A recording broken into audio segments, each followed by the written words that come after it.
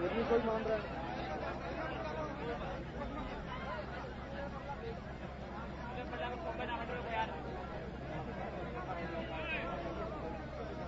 पर विराजमान भारतीय जनता पार्टी प्रदेश के महासचिव श्रीमान रामचंद्र बेहरा जी, मंच पर विराजमान श्रीमती संतोष अहलावत जी, श्रीमान दाताराम जी गुजर, मंच पर विराजमान पार्टी के सभी महानुभाव और इतनी जल्दी में भी खेतड़ी में सभा होना और वो भी ऐसी खचाखच भरी हुई सभा होना और वहां जो दूर दूर धूप में तप रहे हैं, आपको सुनाई देता है? उधर भी बाहर इतनी बड़ी मात्रा में खड़े हैं, मैं नहीं जानता उनको सुनाई देता है कि नहीं, लेकिन खेतड़ी के प्यारे भाइयों बहनों, ये ताम्र नगरी से जानी जाती है खेतड़ी।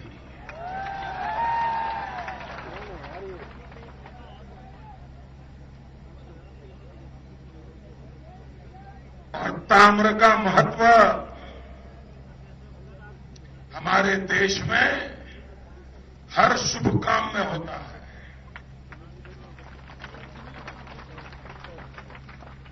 कोई भी पूजा ऐसी नहीं होगी जिसमें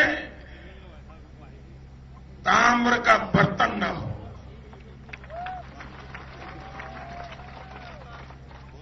सोने का भी बर्तन पूजा में नहीं चलता।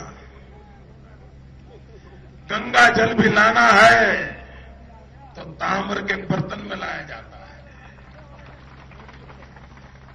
और शरीर स्वास्थ्य के लिए भी वैद्यराज कहते हैं, तांबे के लोटे में रात को पानी भरो और सुबह वही पानी पियो।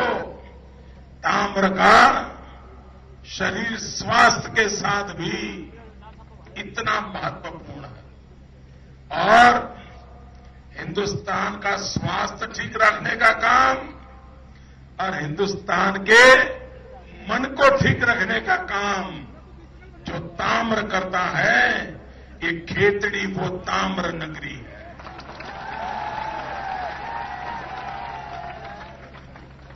इतना ही नहीं, खेतड़ी ने पूरे विश्व में डंका बजा दिया था। स्वामी विवेकानंद 3 बार खेतड़ी में आए और एक खेतड़ी की ताकत देखो। जब वो यहां आए तब तो वो नरेंद्र थे,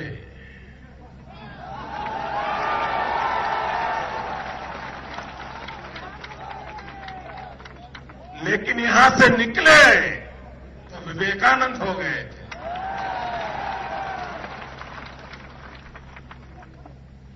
और ये खेतड़ी की ताकत है कि जिसने विवेकानंद नाम तो दिया और विवेकानंद को एक नया चेहरा भी दिया।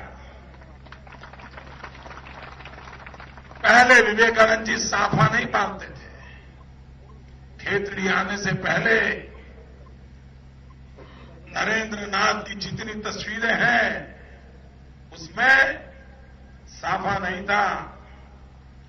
कहां पश्चिम बंगाल का बेटा, कहां राजस्थान, और क्या नाता खेतड़ी से विवेकानंद का। पहली बार खेतड़ी के महाराजा ने उनको साफा पहनाया जो साफा उन्होंने जीवन भर रखा, जो नाम खेतड़ी ने दिया वो नाम जीवन भर रखा और दुनिया में शिकागो गए, यहां से हिंदुस्तान के पगड़ी की इज्जत बढ़ाने का काम विवेकानंद जी ने किया। वो खेतड़ी की भूमि से गए थे। मैं यहां सभा में थोड़ा विलंब से इसलिए आप पहुंचा क्योंकि मेरा मन करता था कि जिस कमरे में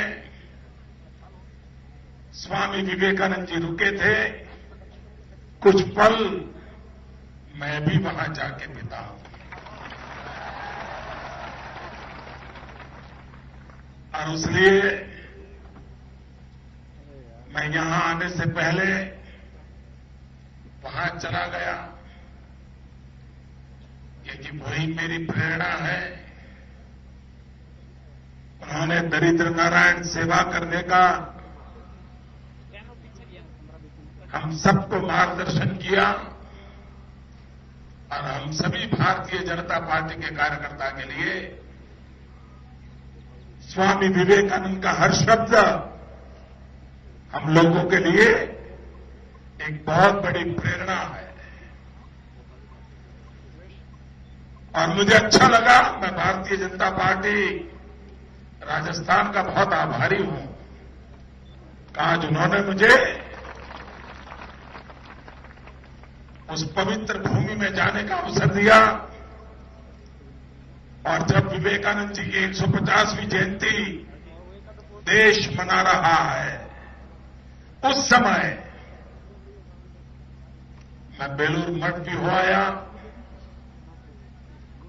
मेरे एक गुरुजी वहां रहते हैं, उनके चरणों में बैठ के आया और आज यहीं पर खेतड़ी में आकर के स्वामी विवेकानंद जी का पुण्य स्मरण करने का मुझे सौभाग्य मिला।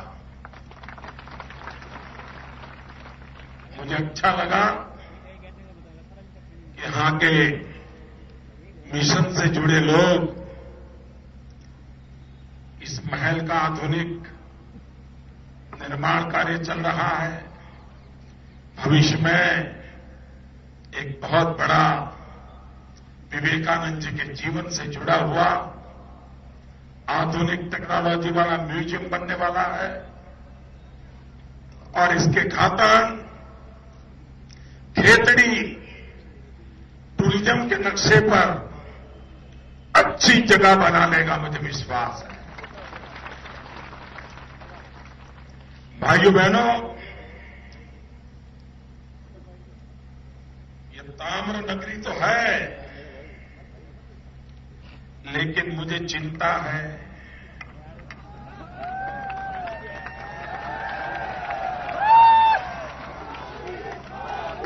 आपको पता चल गया मुझे किस बात की चिंता है, आपको पता चल गया? पता नहीं दोस्तों, ये क्या करेंगे लोग, देश कैसे चलाएंगे? और इसी विषय के मंत्री भी दिल्ली में, इसी राजस्थान के खनिज के मंत्री हैं और यहां कारखाना बंद होने के कगार पे खड़ा है। जो लोग रुपया नहीं बचा पा रहे, रुपया, वो कारखाना क्या बचा पाएंगे? देश का रुपया लुढ़क रहा है, उसकी कीमत टूटती जा रही है और बड़ी स्पर्धा चल रही है कि दिल्ली सरकार की आबरू पहले गिरती है कि रुपये की कीमत पहले गिरती है। ये दोनों के बीच में बड़ी स्पर्धा चल रही है। भाइयों बहनों, 10,000 लोग इस ताम्र उद्योग से कॉपर इंडस्ट्री से रोजी रोटी कमाते हैं और आज उसकी चिंता करने वाला कोई नहीं है, उसकी देखभाल करने वाला कोई नहीं है। और दिल्ली सरकार का जो पॉलिसी पैरालिसिस है, वो पॉलिसी पैरालिसिस के कारण दिल्ली सरकार को जो लकवा मार गया है, उसके कारण सबसे बड़ा संकट पैदा हुआ है रोजी रोटी का। भाइयों बहनों, इन लोगों के हाथ में जब तक देश है, उनके हाथ में जब तक प्रदेश है, बर्बादी के सिवा कुछ नसीब नहीं है। मान के भाइयों बहनों, इस सरकार की आबरू कैसी है?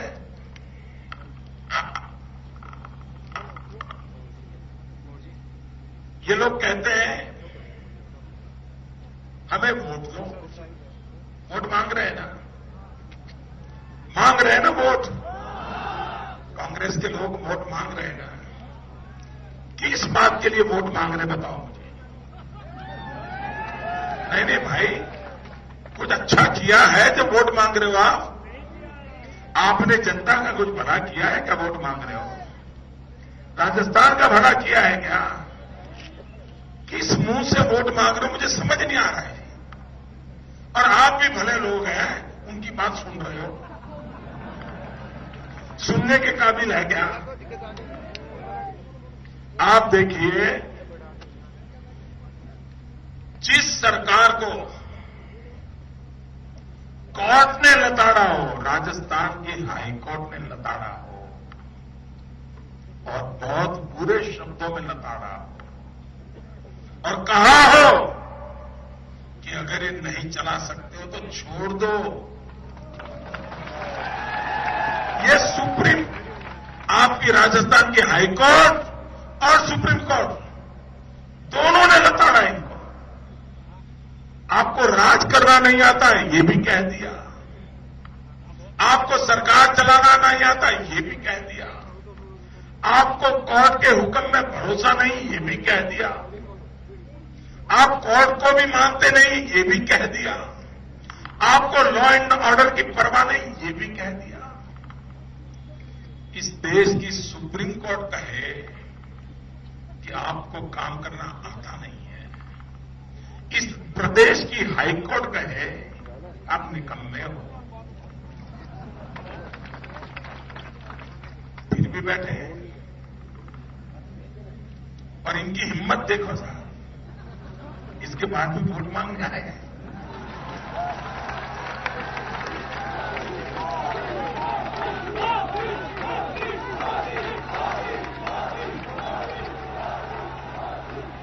इतना ही नहीं दोस्तों, इतना ही नहीं, गवर्नर तो भाजपा की है नहीं। यहां के गवर्नर कांग्रेस पार्टी के नेता रहे हैं, कांग्रेस सरकार में मंत्री रहे हैं और गवर्नर खुद इनके रास्तों को लेकर के गुस्सा किया कि नहीं किया? आपको मालूम है कि नहीं है? कुछ भूल गए? इतना ही नहीं, यहां के आदिवासियों के लिए जो पैसे बांटे थे वो खर्च नहीं होते थे, काम नहीं होता था। गवर्नर ने कहा आप नहीं कर सकते तो मुझे दे दो, मैं चाहती हूं मैं करती हूं, ऐसा कहना पड़ा। आप कहिए भाई, जिस सरकार पर यहां की हाईकोर्ट का भरोसा नहीं, जिस सरकार पर देश की सुप्रीम कोर्ट का भरोसा नहीं, जिस सरकार पर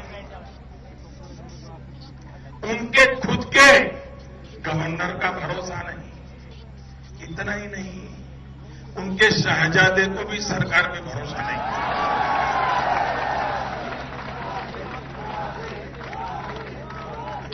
उनको भी भरोसा नहीं है। यहां जब भरतपुर जिले में दंगे हुए तो वो सरकार को बताए बिना वहां पहुंच गए। पता है ना? और मोटरसाइकिल पे बैठ गए, याद है कि भूल गए? और मोटरसाइकिल पर बैठे सरकार को बताए भी नहीं, क्यों? अपनी खुद की सरकार पर भरोसा नहीं है। चोरी छुपी से बिना बताए आए, स्थानिक नेताओं को भी नहीं बताया, मोटरसाइकिल पे बैठ के चल दिए। मीडिया वालों को बताया था वो, और किसी को नहीं बताया, कैमरा वालों को बता दिया था। क्योंकि फोटो के बिना तो जी नहीं सकते। टीवी पर नहीं आए तो मेहनत किस काम की? और मोटरसाइकिल पर किसके साथ बैठे थे मालूम है? कौन था वो? कौन था वो? आप बताइए भाई। उनको मुख्यमंत्री की गाड़ी पर बैठने से ज्यादा ऐसे इंसान की मोटरसाइकिल पर बैठना अच्छा लगा, तो आप बताइए उस व्यक्ति की तुलना में मुख्यमंत्री की इज्जत कैसी होगी? ऐसा बदनाम चेहरा, बदनाम नाम, उसकी मोटरसाइकिल पर बैठने का तो अच्छा लग रहा है, लेकिन मुख्यमंत्री की इज्जत ऐसी है कि उनकी गाड़ी में बैठना उनको अच्छा नहीं लगा। और मोटरसाइकिल क्या थी भाई? मालूम है मोटरसाइकिल क्या थी? यहां के वहां क्या था? जरा जोर से बोलिए, मीडिया वालों को सुनाई दे।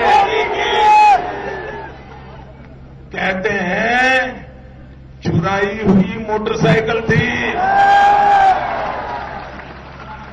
जिस राज्य में शहजादे चुराई हुई मोटरसाइकिल पे हिस्ट्री शीटर इंसान के साथ बैठ करके भरतपुर जिले में जाना पसंद करते हैं, लेकिन अपनी सरकार के ऊपर भरोसा नहीं करते, यानी कितनी नीचे गया होगा भाई? क्या कभी सुना है आपने? भाइयों बहनों, जिस सरकार की इज्जत उनकी पार्टी के सामने ठीक नहीं है, जिस सरकार की इज्जत उनके गवर्नर के सामने ठीक नहीं है, जिस सरकार की इज्जत उनकी सुप्रीम कोर्ट में ठीक नहीं है, जिस सरकार की इज्जत हाई कोर्ट में ठीक नहीं है, और जिस सरकार की इज्जत जनता जनार्दन के दिल में भी ठीक नहीं है।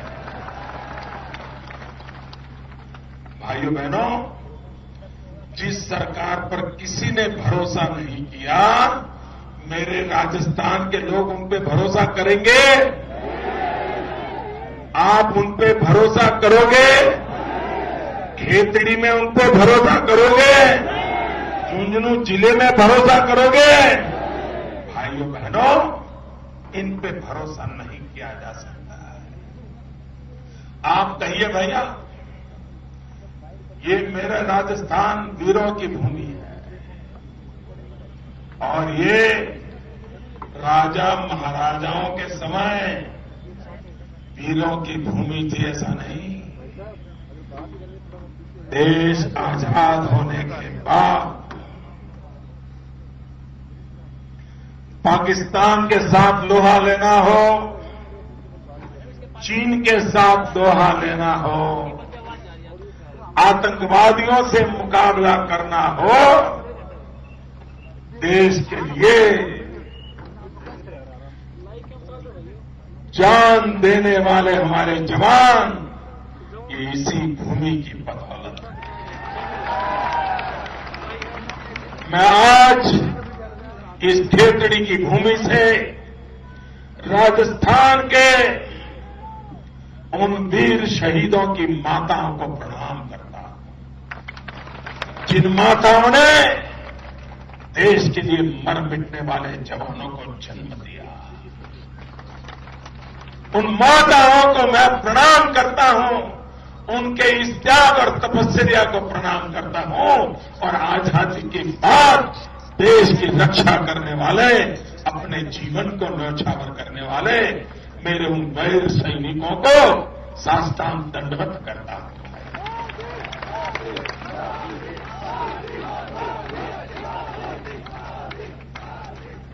भाइयों बहनों, आप मुझे कहिए, देश के लिए शहीद होने वालों का सम्मान होना चाहिए कि नहीं चाहिए? जरा बोलो तो, जरा पीछे वाले बोलो तो। भाइयों बहनों, आप मुझे कहिए, क्या किसी का सम्मान हुआ है? कोई वॉर मेमोरियल बना है? भाइयों बहनों, ये गहलोत जी कहा करते हैं कि गुजरात का मॉडल बेकार है, अगर कुछ है तो राजस्थान का मॉडल है। अरे इस देश को भगवान बचाए कि राजस्थान मॉडल कहीं लागू न हो जाए। जिसको सुप्रीम कोर्ट लताड़ती है, जिसको हाई कोर्ट लताड़ती है, जिसको गवर्नर लताड़ता है, ऐसा मॉडल चाहिए क्या?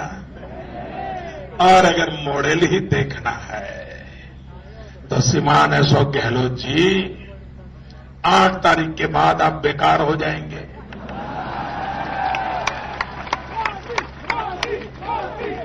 आपके पास कोई काम नहीं होगा, आप आराम करने के लिए गुजरात आएंगे।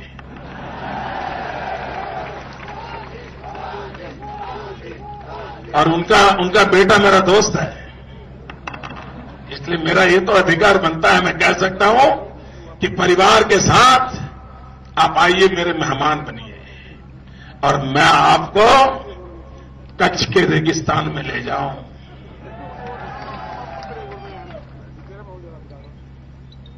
हिंदुस्तान पाकिस्तान की सीमा पर हमारे देश के जवानों ने जो बलिदान दिया, वो वॉर मेमोरियल आकर के वहां देखिए, आपका सर वहां झुकने को मन कर जाएगा।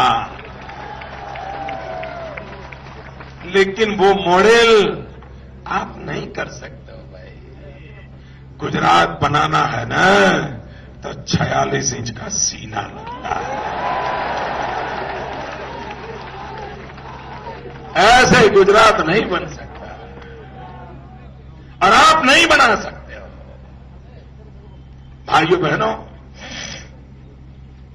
आप कहिए ये तो वीरों की भूमि है, सैनिकों की भूमि है, हर मां की कोख से देश का रक्षक पैदा होता है इस भूमि पर। भाइयों बहनों, आप मुझे कहिए, सेना के जवानों के सर काट लिए जाए और सर लेकर के पाकिस्तान भाग जाए और मेरे दिल्ली की सरकार का खून न खोले, क्या ऐसी सरकार पे भरोसा करोगे? क्या ऐसी सरकार के रहते प्राण देने का मन करेगा? क्या ऐसी सरकार रहते शहीद होने का आनंद आएगा? भाइयों बहनों, जो सरकार जिस भूमि से इतने वीर सैनिक पैदा होते हो, उस भूमि को एक सैनिक स्कूल नहीं दे पा रहे, एक सैनिक स्कूल नहीं दे पा रहे। आपको सैनिक स्कूल मिलनी चाहिए कि नहीं मिलनी चाहिए? आपका भाग्य बदलेगी कि नहीं बदलेगी? जो मरने के लिए तैयार है, देश के लिए शहीद होने के लिए तैयार है, क्या आप उनकी चिंता करने को तैयार नहीं? भाइयों बहनों, उनको समझ ही नहीं है क्या करना चाहिए, कुछ समझ नहीं है। और इसी के कारण भाइयों बहनों, देश तबाह हो रहा है। अटल बिहारी वाजपेयी जब प्रधानमंत्री थे, एनडीए की सरकार थी, अभी तो नए नए प्रधानमंत्री बने थे, लेकिन देश की रक्षा, देश का स्वाभिमान, यह उनकी प्राथमिकता थी। और इसलिए अटल बिहारी वाजपेयी थे जिन्होंने राजस्थान की धरती पर पोखरण में अणु विस्फोट करके दुनिया को बता दिया हिंदुस्तान क्या है। और जब पहली बार अणु विस्फोट किया तो सारी दुनिया चौंक गई। ये अटल बिहारी वाजपेयी, ये भाजपा वाले अपने आप में समझते क्या है? अणु शक्ति बनने के लिए निकले हैं। और क्या किया? सारी दुनिया ने हिंदुस्तान पर आर्थिक प्रतिबंध लगा दिए, भारत से नाता तोड़ दिया। 1 घंटे के भीतर भीतर सारी दुनिया खिलाफ हो गई। अगर कोई ढीला ढाला होता ना तो कांपने लग जाता। अब क्या करेंगे? आर्थिक संकट आएगा, दुनिया से नाता टूट जाएगा, कोई भी डर जाता। लेकिन ये भाजपा है, भाजपा। ये अटल बिहारी वाजपेयी थे, उन्होंने कह दिया ये तुम्हारे प्रतिबंध की ऐसी की तैसी। और 2 दिन के बाद फिर अणु विस्फोट किया मित्र, फिर से किया। दुनिया को पता चला ये कुछ तीसरी मिट्टी के लोग हैं, ये झुकने वाले लोग नहीं हैं, ये देश के लिए जीने मरने वाले लोग हैं। और भाइयों बहनों, और तब हिंदुस्तान की आर्थिक स्थिति का संकट पैदा हुआ।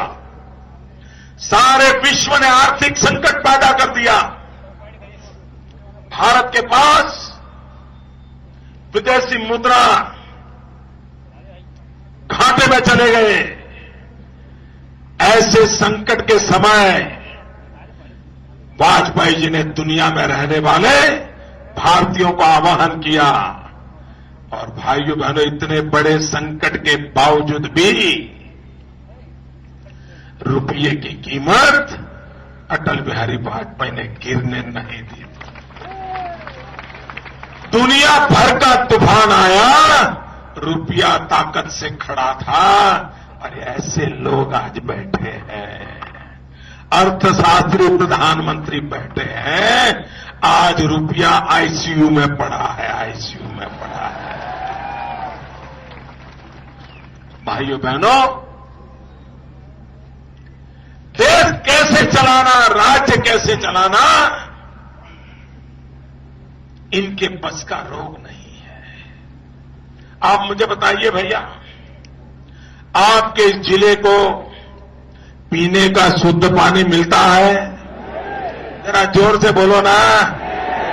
मिलता है? खेती के लिए पानी मिलता है? नहीं मिल रहा है ना? कौन जिम्मेवार? कौन जिम्मेवार? भाइयों बहनों, मैं आपको बताता हूं, राजस्थान और गुजरात दोनों के हवामान में कोई ज्यादा फर्क नहीं है।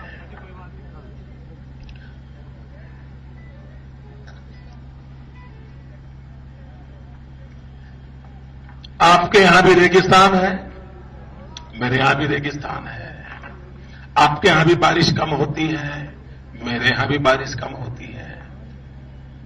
आपके यहां बहुत कम नदियां हैं, मेरे यहां भी बहुत कम नदियां हैं। लेकिन भाइयों बहनों, हिंदुस्तान पाकिस्तान की सीमा पर हमारे जो जवान तैनात है, जो इस भूमि के भी बच्चे वहां काम करते हैं, पीने का पानी नहीं था उनके पास, सेना के जवानों के पास, बीएसएफ के जवानों के पास 900 ऊंट थे, 900 ऊंट। वो ऊंट पानी भर करके लाते थे। तब इस सीमा पर तैनात बीएसएफ के जवानों को पानी मिलता था। आप कल्पना कर सकते हैं भाई, हफ्ते में कितनी बार नहाने को मिलता होगा इन जवानों को? पीने का पानी भी कोटे से मिलता होगा। ये हाल जिंदगी का गुजारते थे। जब मैं मुख्यमंत्री बना, मैं दिवाली मनाने के लिए उनके पास चला जाता हूं। सीमा पर कहीं कहीं जाता हूं जवानों के पास, उनके साथ रहता हूं। तो मैं एक दिवाली मनाने उनके साथ गया, उन्होंने सारी अपनी कथा बताई। भाइयों बहनों, हमने पाइपलाइन डाली, पाइपलाइन, और मध्य प्रदेश के किनारे से नर्मदा का पानी उठाया और अरबों खरबों रुपए का खर्च करके सेना के जवानों को नर्मदा का शुद्ध पानी पहुंचाया। इतना ही नहीं, गुजरात में 4000 गांव ऐसे थे जो 12 महीना टैंकर का पानी पीते थे। हमने 9000 गांवों में पाइपलाइन से नर्मदा का पानी पहुंचाया, सेना के जवानों को पहुंचाया। वो 900 ऊंट अब सुरक्षा के काम में आ रहे हैं, पहले पानी ढोने के काम आते थे। भाइयों बहनों, और पाइप की साइज क्या है मालूम है? इतना पानी 9000 गांव को ले जाने वाली पाइप कैसी होगी, आप कल्पना नहीं कर सकते। पाइप की साइज इतनी बड़ी है कि श्रीमान अशोक गहलोत, उनकी ऊंचाई तो थोड़ी ज्यादा है ना, अशोक जी की ऊंचाई थोड़ी ज्यादा है।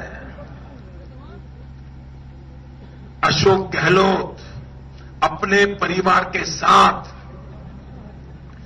मारुति कार में बैठ करके उस पाइप के अंदर कार चला सकते हैं।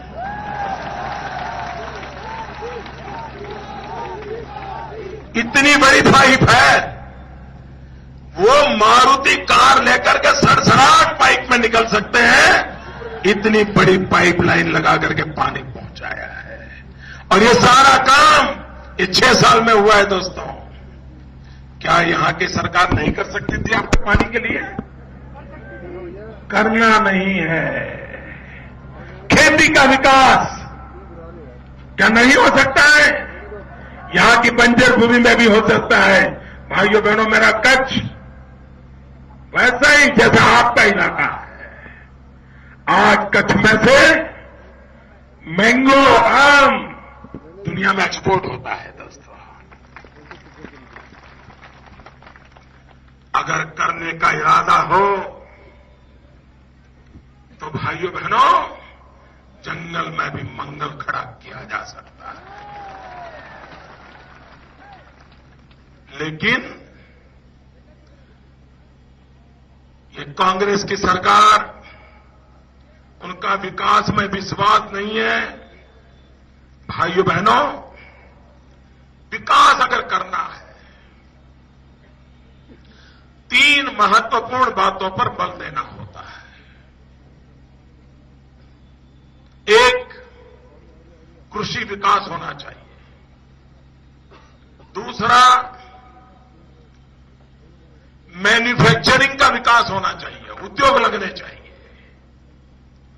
जवान थोड़े इधर उधर होते रहिए ताकि पीछे वालों को दिखता रहे, आपकी भी तबीयत ठीक रहेगी।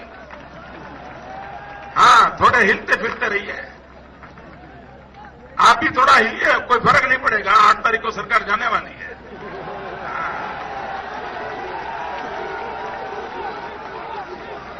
आपकी तबीयत भी अच्छी रहे। देखिए भाई, भले मैं गुजरात से आया हूं, लेकिन आपके स्वास्थ्य की मैं चिंता करता हूं। भाइयों बहनों, विकास, कृषि विकास होना चाहिए, मैन्युफैक्चरिंग क्षेत्र, उद्योग लगने चाहिए, लोगों को रोजगार मिलना चाहिए। और तीसरा होता है सर्विस सेक्टर, सेवा क्षेत्र। इन तीनों को बराबर बराबर विकास होना चाहिए, तब जाकर के विकास होता है। भाइयों बहनों, ये तीनों के विषय में राजस्थान की वर्तमान सरकार ने बंटाधार कर दिया है। बंटाधार, क्या ऐसी बंटाधार सरकार को फिर से लाना है? ऐसी बंटाधार सरकार को फिर से लाना है? आप देखिए, जब वसुंधरा जी थी तब आपके राज्य का विकास दर था 9%, 9% था। ये महाशय की सरकार आने के बाद सिर्फ 4.9% हो गया, 5 से भी कम। मुझे बताइए, ये मध्य प्रदेश, ये राजस्थान का घाटा हुआ कि नहीं हुआ? राजस्थान का घाटा हुआ कि नहीं हुआ? भाइयों बहनों, जब वसुंधरा जी थी, यहां का कृषि विकास दर था 4% से ज्यादा, हिंदुस्तान की एवरेज से भी ज्यादा था। लेकिन इनके रहते हुए वो कृषि विकास दर हो गया 4 में से 2.5%। ये राजस्थान का घाटा हुआ कि नहीं हुआ? जरा बोलो ना। सर्विस सेक्टर, राजस्थान का लोहा माना जाता था सर्विस सेक्टर में। सर्विस सेक्टर में प्रमुख बात आती है टूरिज्म। आज आगरा के बाद सबसे ज्यादा टूरिस्ट कहीं आते थे तो राजस्थान में आते थे। भैरव सिंह शेखावत ने टूरिज्म को बढ़ावा देने के लिए इतना काम किया था कि मजबूत नींव डाली थी, और उसके कारण यहां टूरिज्म बहुत तेजी से बढ़ रहा था। पूरे हिंदुस्तान का जो टूरिज्म था उसमें 5% अकेले राजस्थान का हिस्सा था। ये बहुत बड़ा होता है। भाइयों बहनों, वसुंधरा जी की सरकार के जाने के बाद ये 5% में से 2.25% आ गया। बताइए, आधा हो गया। ये आपका घाटा हुआ कि नहीं हुआ? और जब टूरिज्म कम हो जाता है तो नौजवान बेरोजगार होता है। ऑटो रिक्शा वाले को काम नहीं मिलता है, टैक्सी वाले को काम नहीं मिलता है, गेस्ट हाउस वाले को मिलता नहीं है, होटल वाले को मिलता नहीं है, चाय बेचने वाले को मिलता नहीं है। और जब चाय बेचने वाले को नहीं मिलता तो मुझे दुख जरा ज्यादा होता है, क्योंकि मेरा उनसे सीधा नाता है, मेरा उनसे सीधा नाता है। चाय बेचने वाला, पकौड़े बेचने वाला, सब बेचारे भूखे मरते हैं। ये पाप किसने किया? जरा बोलो तो। भाइयों बहनों, ऐसी सरकार को विजयी बनाएंगे क्या? ऐसी सरकार को रहने देंगे क्या? और भाइयों बहनों, इस बार तो ऐसे विदाई दो, ऐसे विदाई दो ताकि कभी वो बर्बादी का मंजर न कर सके, ऐसी विदाई दो। हर कोने में से साफ कर दो भैया, एक भी कोना बचना नहीं चाहिए। करोगे ना? पक्का करोगे? लेकिन भाइयों बहनों, हर बूथ में जीतना पड़ता है, तभी असेंबली जीती जाती है। बूथ को विजयी बनाओगे, अपने अपने बूथ को विजयी बनाओगे, पक्का? मैं दोबारा आके पूछूंगा कितने बूथ में विजय पाया। भाइयों बहनों, ये दिल्ली की सरकार जिसका विकास में विश्वास नहीं है, उनके शब्द में ताकत नहीं है, उनके इरादे नेक नहीं है, वे मौज करने के लिए सरकार में आते हैं, चुनाव जीतने के लिए सरकार चलाते हैं, और कोई एजेंडा नहीं होता है। भाइयों बहनों, ऐसे लोगों पे भरोसा करोगे, जरा पूरी ताकत से पीछे से आवाज आनी चाहिए। ऐसे लोगों पे भरोसा करोगे, आपके राजस्थान का भाग्य उनके हाथ में छोड़ोगे, आपके और 5 साल बर्बाद करोगे।